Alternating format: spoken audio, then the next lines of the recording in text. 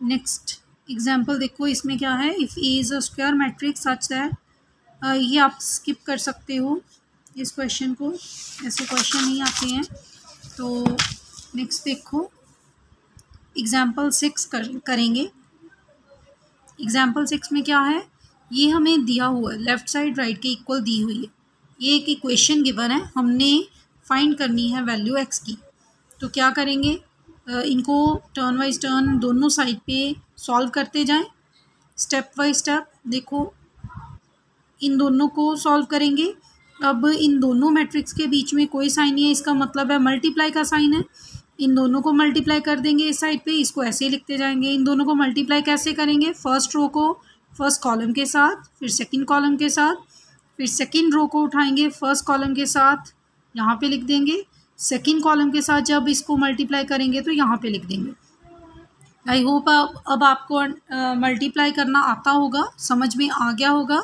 तो अब देखो इनको मल्टीप्लाई किया तो ये आ गया, इसको किया तो ये आ गया। अब हमने मेन निकालनी है एक्स की वैल्यू।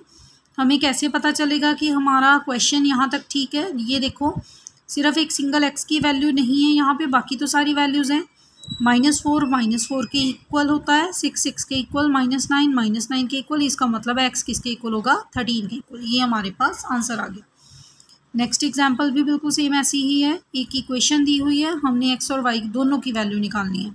मतलब हम क्या करेंगे, इन दोनों को मल्टीप्लाई करेंगे। मल्टीप्लाई कैसे करते हैं, फर्स्ट रो को उठाकर फर्स्ट कॉलम के साथ 3x आ जाएगा, -4y आ जाएगा। अब फर्स्ट रो को सेकंड कॉलम के साथ करने के लिए सेकंड कॉलम होना चाहिए, नहीं है, इसका मतलब है यहीं पे ख़त्म। अब सेकंड रो को उठाया कॉलम के साथ किया तो नीचे लिख देंगे, क्योंकि सेकंड रो का आंसर सेकंड रो में ही लिखेंगे, फर्स्ट रो का आंसर फर्स्ट रो में ही लिखेंगे। जब फर्स्ट रो को मल्टीप्लाई करते हैं तो उसका आंसर फर्स्ट रो में ही लिखते हैं, याद रखने का तरीका है।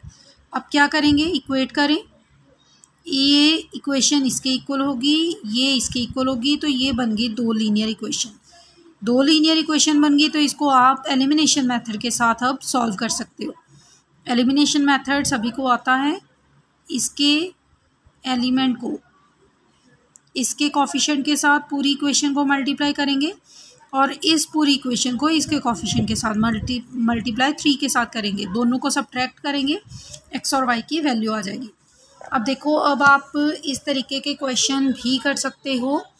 ए दिया हुआ है, बी दिया हुआ है, सी दिया हुआ है, मैट्रिक्स डी फाइंड करना है सच दैट ये चीज़ है, ये चीज़ आपको दी हुई है, यहाँ पे आपने डी फाइंड करना है। तो कर सकते हो, कैसे करोगे, डी को अगर हमने पूरा एक मैट्रिक्स फाइंड करना है तो उसके मैट्रिक्स के कुछ एलिमेंट उसको कुछ मान लें, क्योंकि ये 2x2 मैट्रिक्स हैं सारे, तो यहाँ पे XYZ मान लें। आप कुछ भी मान सकते हो, ABCD भी मान सकते हो। अब हमने इसमें जो इक्वेशन गिवन थी उसमें वैल्यू पुट करनी है। पहले AB उन्होंने क्या किया, इधर माइनस में, उधर जाकर प्लस में हो जाएगा। अब C की वैल्यू, D की वैल्यू, A की वैल्यू, B की वैल्यू पुट कर दो, इन दोनों को मल्टीप्लाई कर दो, इन दोनों को मल्टीप्लाई कर दो, मल्टीप्लाई करके ये आ गया। अब सारी इक्वेशन को इक्वेट कर लो, इसको 3 के इक्वल, इसको 0 के इक्वल, इसको 43 के इक्वल और इसको 22 के इक्वल। ऐसा क्वेश्चन हमने लास्ट एक्सरसाइज में किया हुआ है। और अब आप इसको अच्छी तरह से जो लास्ट एक्सरसाइज में आपने काफ़ी प्रैक्टिस कर चुके हो इसकी, तो ये देखो एक्स और जेड में ये दोनों इक्वेशन है, वाई और टी में ये दोनों इक्वेशन है, इन दोनों को एलिमिनेशन मेथड के साथ सॉल्व करके एक्स और जेड की वैल्यू आएगी, इन दोनों को मल्टीप्लाई करके वाई और टी की वैल्यू आएगी।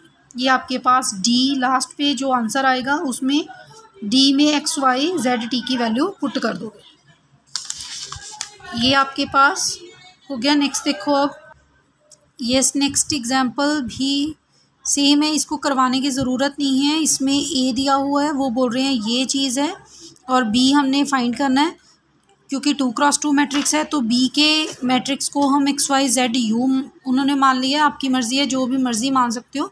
अब इसमें वैल्यू पुट कर दो, ए की वैल्यू पुट कर दी, बी की वैल्यू पुट कर दी, आई की वैल्यू मैंने पहले भी बोला था कि आइडेंटिटी मैट्रिक्स है तो याद रखनी है क्या होती है, आई की वैल्यू 1 0 0 1। अब इन दोनों को मल्टीप्लाई किया, ये इक्वेट किया, इक्वेशंस बन गई, सॉल्व करके आपके पास आंसर आ जाएगा। अब 2x2 मैट्रिक्स के ये एग्जांपल भी बिल्कुल सेम है, ये देख सकते हो। और अब आप इस 2x2 मैट्रिक्स के जितने भी एक्सरसाइज के सम्स हैं वो आप कर सकते हो। बाकी मैं आपको नेक्स्ट पीरियड में नेक्स्ट करवाऊंगी। तो ये इस एक्सरसाइज के ये सारे के सारे 2x2 वाले ये पूरे के पूरे हो सकते हैं, सारे आप कर लोगे। ये भी सारा हो जाएगा, ये भी सारा हो जाएगा। इसके बाद आपके पास ये भी हो जाएगा, ये सारे के सारे हो जाएंगे। उसके बाद ये क्वेश्चन आप स्किप कर सकते हो। बाकी ये सारे क्वेश्चन ऑलमोस्ट सेम है। अब तक हमने जो भी है सारा कर चुके हैं। मैक्सिमम यहाँ तक एटलीस्ट 15 क्वेश्चन तक आप करके रखना मंडे तक। मंडे को हम नेक्स्ट फिर करेंगे। वैसे तो उससे नेक्स्ट भी आप लोग कर सकते हो। जितनी मैक्सिमम आप प्रैक्टिस करोगे उतनी ही कम है। तो इन सब की प्रैक्टिस करके रखना।